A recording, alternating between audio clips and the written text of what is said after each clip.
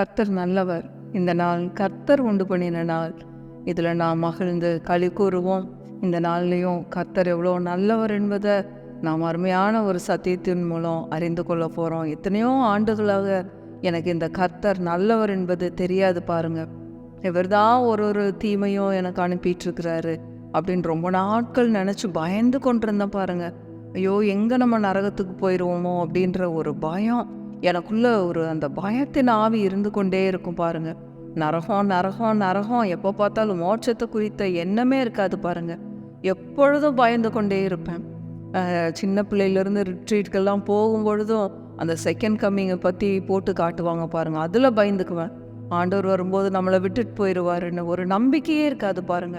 சிறு பிராயத்திலிருந்து வெறும் பிரமாணங்களையே கற்றுக்கொண்டு இருந்ததுனால எந்த ஒரு நம்பிக்கையுமே இருக்காது. ஆண்டவர் கல்வாரி சிலுவையில் சம்பாதித்து வைத்த அந்த வெற்றிகளெல்லாம் நாங்கள் கேள்விப்பட்டதே இல்லை. அவ்வளோ பயந்து கொண்டிருந்தேன் பாருங்க.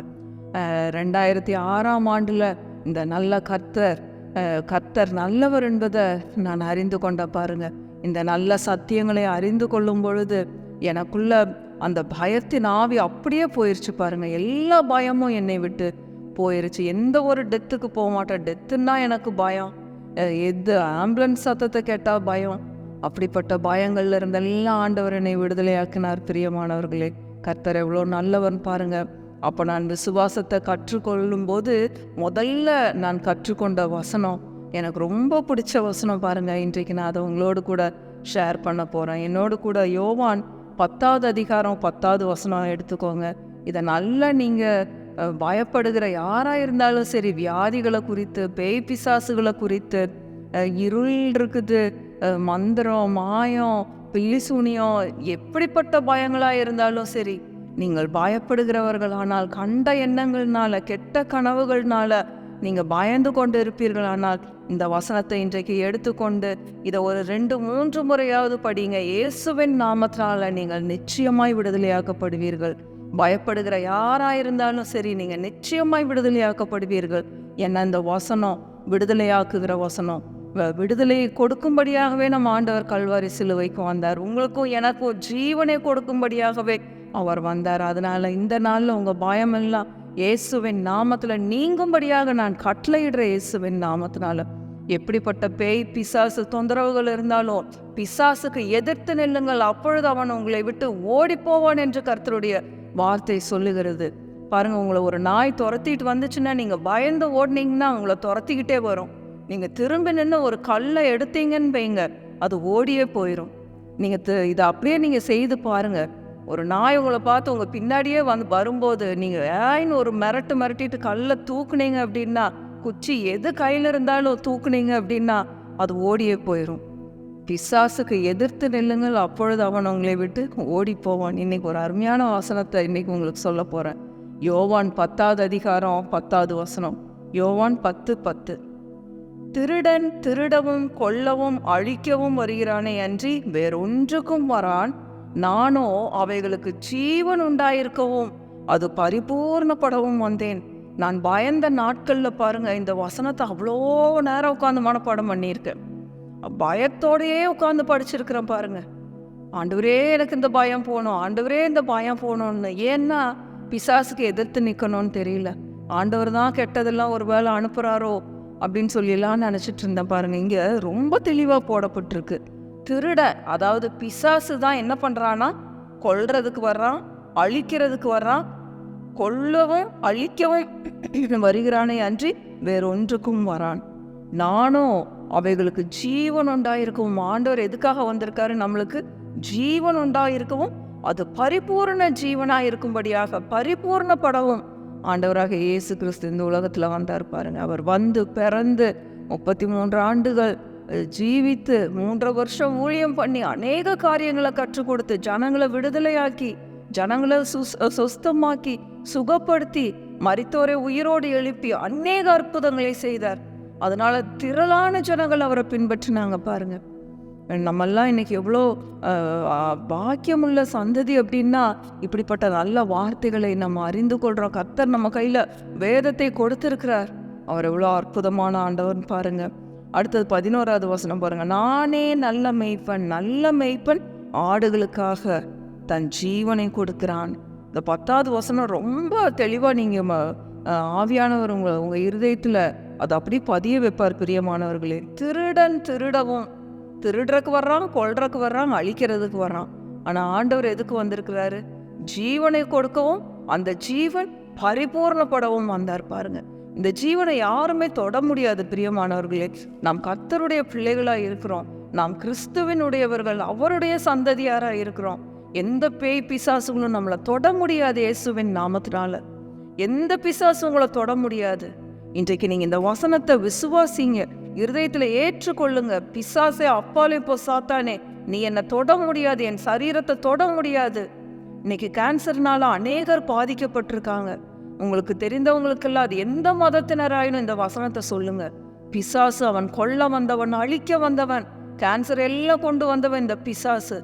இந்த காலை வேளையில இயேசுவின் நாமத்தினால எல்லா கேன்சர் செல்களும் அழிக்கப்பட்டு போகும்படியாக இயேசுவின் நாமத்தினால நான் கட்டளையிடுறேன். கர்த்தர் நமக்கு வல்லமையும் அதிகாரத்தையும் கொடுத்திருக்கிறார் பிரியமானவர்களே. இன்னொரு முக்கியமான வசனத்தை படிக்க போறோம் பாருங்க. யோவான் 10:28. நான் அவைகளுக்கு நித்திய ஜீவனை கொடுக்கிறேன், அவைகள் ஒரு காலம் கெட்டு போவதில்லை, ஒருவனும் அவைகளை என் கையிலிருந்து பறித்து கொள்வதும் இல்லை. நம்ம அவருடைய கரத்தில் இருக்கிறோம். நம்மளுடைய ஜீவன் அவருக்குள் இருக்கிறது.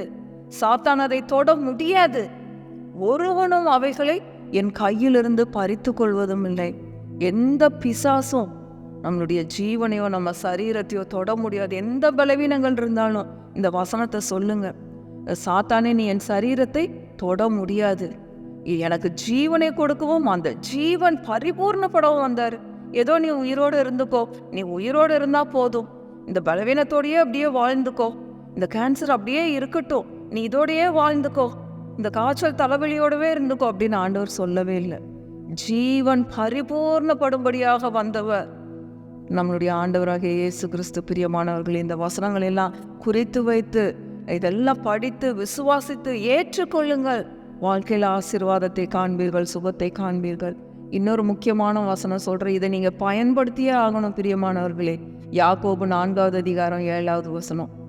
ஆகையால் தேவனுக்கு கீழ்ப்படிந்திருங்கள். யாக்கோபு 4:7. ஆகையால் தேவனுக்கு கீழ்ப்படிந்திருங்கள், பிசாசுக்கு எதிர்த்து நில்லுங்கள். பிசாசுன்னு வரும்போது உங்களை துரத்துற நாயை ஞாபகம் வச்சுக்கோங்க. என்ன பண்ணணும்? பிசாசுக்கு எதிர்த்து நிற்கணும். துரத்திட்டு நம்ம பின்னாடி வர்ற நாய்க்கு என்ன பண்ணணும்? திரும்பி ஒரு மிரட்டணும்.